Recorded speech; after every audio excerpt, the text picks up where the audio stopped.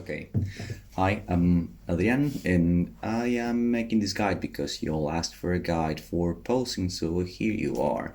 I try to create something that is practical, which means I'm not gonna give you a list of poses, which I don't think is really useful because it means you'll fall back to a few things and get no learning from it.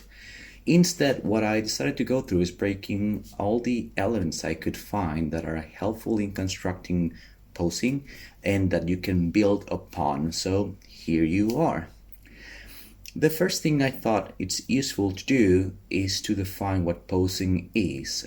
Posing is communicating either an emotional state or intention through your body gesture. This means you're using your whole body to try to make someone viewing you at the other end of the camera, the lens, the print, your phone, make that person understand what is that you intend. And that relies on a few conventions. This has a few caveats, as you might think not all bodies are equally able and not everybody comes from the same culture. So, what means something in a culture may mean something else in a different one. With that exception and that note made, you can definitely find things that are sufficiently universal. You humans are the only mammal that uses our teeth to communicate friendliness. Generally, mammals use their teeth to communicate aggression. Let's break this down into three moments. The first one is preparing or pre shoot. The second one will be during the shoot itself, and the third one is post. Post is also important for your learning process, and some of this advice will apply for both photographers and models, but I'm gonna mainly advise models. I'm assuming you are not an experienced model or you want to improve your experience so far.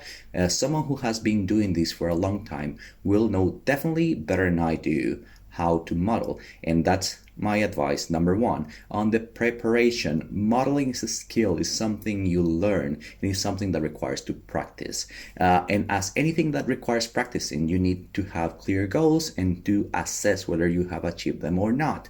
So if you put all modeling into a single umbrella, it's very hard to know whether you're doing better or not. So let's go one step backwards and take it way more slowly.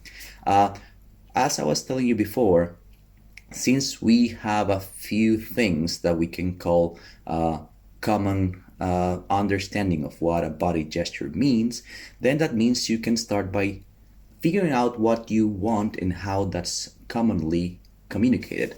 That doesn't mean you have to do exactly that, but there is a way of expressing sadness or of expressing domination through your body gesture. So, one interesting tip is just go into Google, into image search, and try to find people expressing the emotion you're interested in. That will give you a starting point. If you're going into a shoot and you want to make a few things happen, you want to seem sensual but mysterious, you have to figure out what that means for you in body language and then try to do that thing. And that leads me to advice number two on preparing. Commit to a few ideas. Commit to the idea, I'm gonna be this strong character now. You can bring as much emotionality and drama to what you're doing. Try to make a character of your session, try to make up how that character reacts to this and that, but ultimately it means assuming a specific set of things with your body. So if you look at this image, you would say that is a fearful pose. There's some elements of that pose that indicate there's some sense of scare. If you look at something like this person looks relaxed. This person looks enjoying what they're doing. And those things have to do with the choices we have made as models and as photographers. So let's break down this image of wonderful Veronica Viper at Inanna Studio we shot a few months ago. And why does this pose transmit dominance? You are gonna start by the set shape in the general body, which means the hips and the shoulders are tilting differently, which shows action and attitude. as well as the spread legs. You can see the distance between the feet, showing a powerful stance that's firm, and the grip on their hands is quite powerful as well. And finally, look at the gesture in the face, which is chin up, slightly looking down on you. This is further enhanced by the fact that I'm using a wide angle lens and I'm way below her eyesight line. All of this is working together to assert her dominance in the pose. How will you practice this? Let's say you commit to communicating some mysterious sense of sensuality. Okay, so you have chosen how that looks like for you. Let's say it looks like this.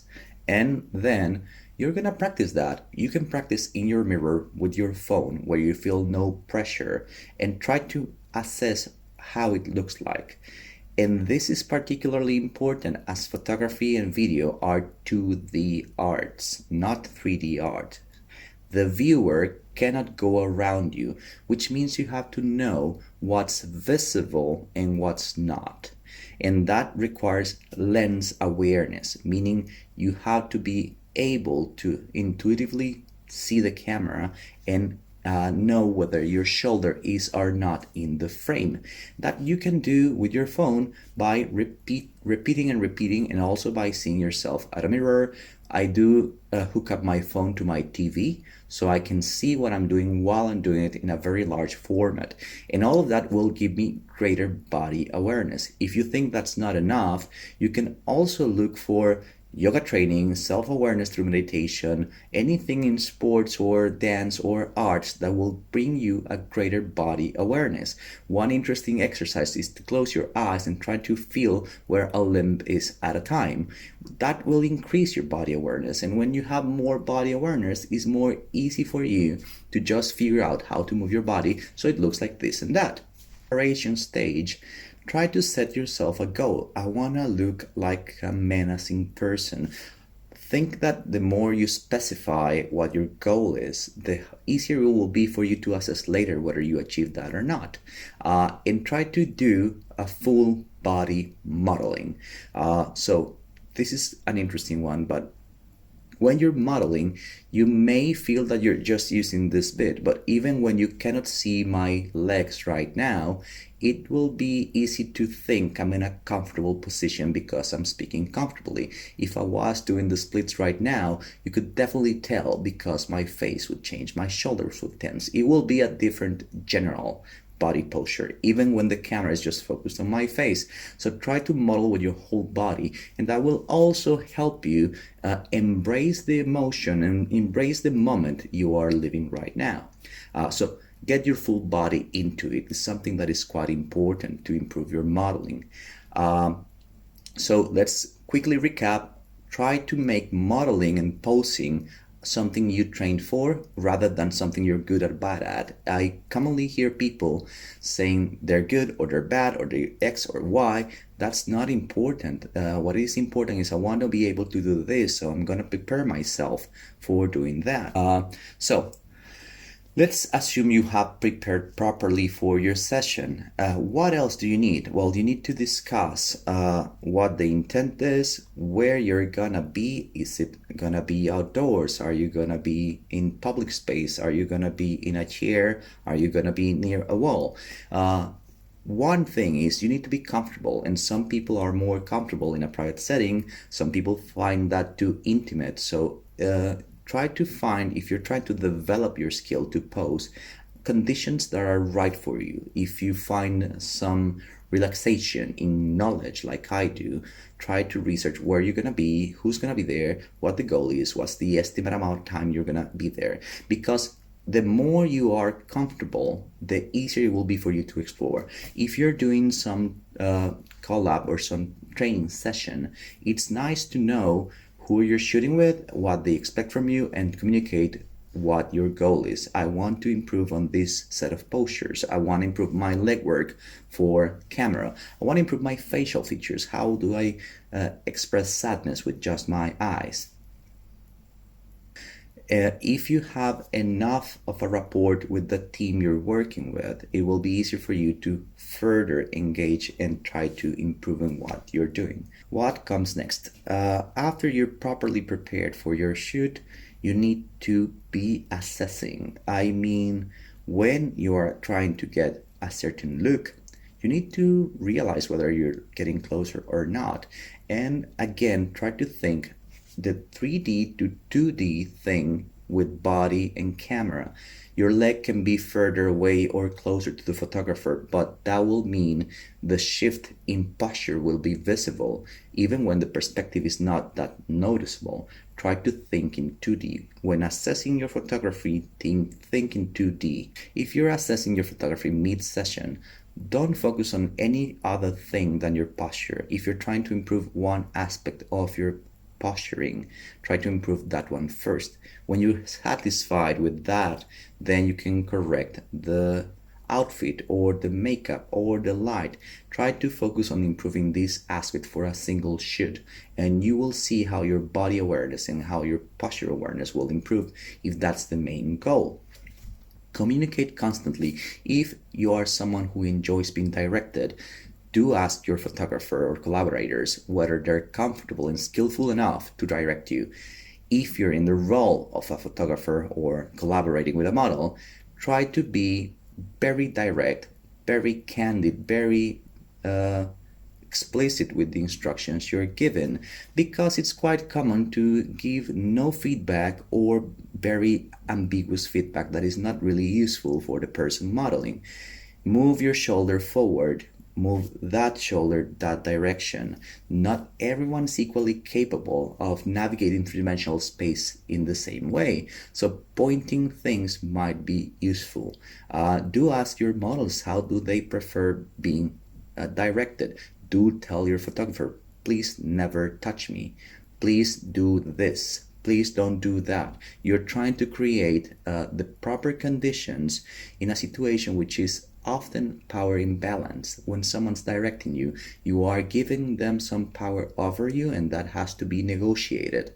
Having that said, do take advice, do take direction, do not take abuse.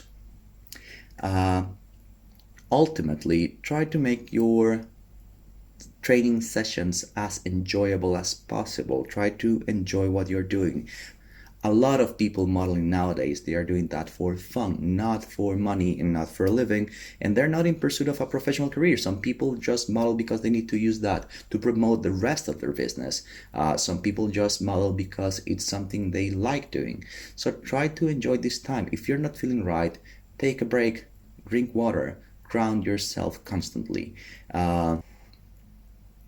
So going back to thinking in 2D, if you cut your body, let's say I put my hand here and poke it on the other side, I'm cutting my body. So try to cut it in a way that makes sense and looks intentional. If you're gonna cover your face, make it intentional. Don't half do things. Don't do a little of something. Do it. It has to be visible. If you're trying to be mysterious, be mysterious. If you're trying to be aggressive, be aggressive. Try to embrace the thing you're going for. It is important not to conceal body parts, because when you accidentally hide your hand or your neck or your lips, it may look unintentional. And that is the key to communicating properly, is making sure your intention is not lost. So if you're gonna hide your body, hide it fully. If you're gonna cover your face, cover it fully. If you're gonna jump on one leg, jump intensely. Try to do things that are sufficiently intentional. Do exaggerate. Most of the time, what you think is a lot in real life is barely visible through the lens. So try to be explicit with your gesture, try to be explicit with your face, try to involve your whole body into the most visible version of the thing you're trying to do. So we have prepared for a session, we have assessed whether, no. So the key thing so far is do prepare for your session, do communicate regularly during your session, and finally, do assess after the session whether your goals were achieved or not. This is important because it's hard to keep track of everything I advised before while shooting, but it is quite important when reviewing your images. What would you have liked to do differently? What would you like to improve next time you're modeling like this? So if you think you look too shy, let's try to break that down in each image where you feel like you look shy. What is it about your left eye winking that you don't like? And if you take note of those things, you can bring them to your attention next time. So if you are following me and I have explained myself correctly, what you're doing is building a strategy for each time you model. You have built your muscle to do so. And after you model, you are doing an assessment on what went right, what went wrong. Try to incorporate more elements the more you advance. Meaning, if you did your shoot with no gear, which is usually very hard, try to incorporate a chair and try to sit like this and that. Try to incorporate an object and think of all the ways you can use that object to model. It's important for you to keep trying to learn and challenge yourself through specific. It is important it is important to try to challenge yourself to improve. So if you're not setting specific goals and moving your own targets, then it's likely that you'll be doing the same 2 or 3 poses for the rest of your life. So try to dive into this. Try to treat this as a skill you're trying to develop, not as something you should know for some reason. There are some people who happen to be very good at this by just being who they are. And when you see someone who's a professional singer or sports person or whatever they are, when they model, they are just presenting themselves. And maybe that makes it seem so easy that we think this is not something you have to practice and learn.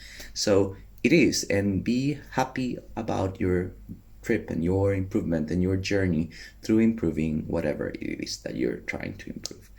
Thank you for listening to me. If you want to support my project, just sign up for my mailing list and I'll have all these options for you to participate and contribute to my content. I also can offer you photography session or mentoring if you think you need my help. I'll be happy to do that. Check my website for all. Thank you.